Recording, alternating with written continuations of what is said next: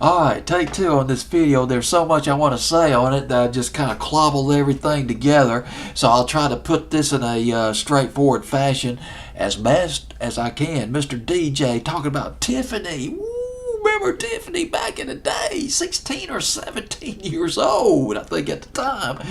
Back in the spring of 1988, she's at number 21, up one notch from 22. Tiffany, I Saw Him Standing There. The old Beatles record from her debut album. And the guy, I got to talk about George Tobin. He's the guy who discovered Tiffany. George Tobin produced people like Robert Johns. You remember his version of The Lion Sleeps Tonight? That was in early 1972. He also worked with Kim Carnes and Smokey Robinson.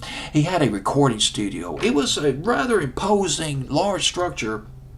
It was in North Hollywood, California. That's where it's at. And that's where Tiffany recorded a demo when she was 12 years old.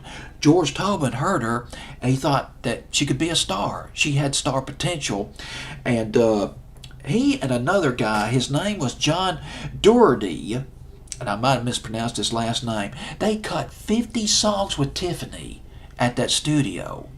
They were trying to find a style that would fit Tiffany. It wasn't just style of music.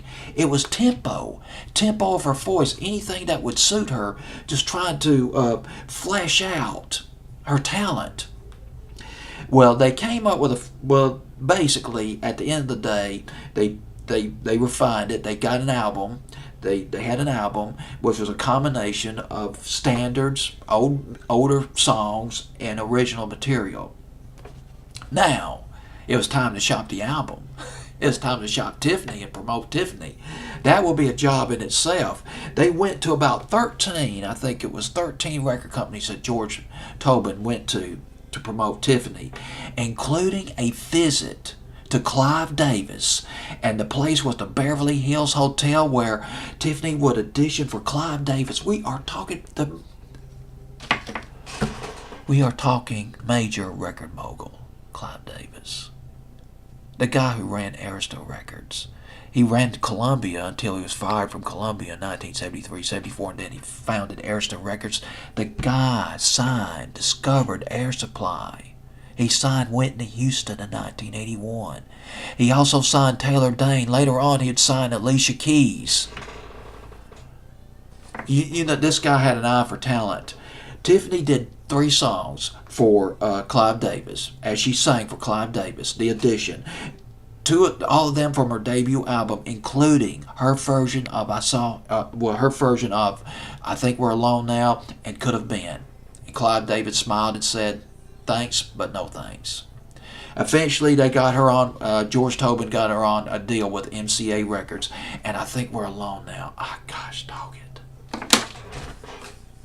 Do you remember, if you go back, how that song just detonated on the charts?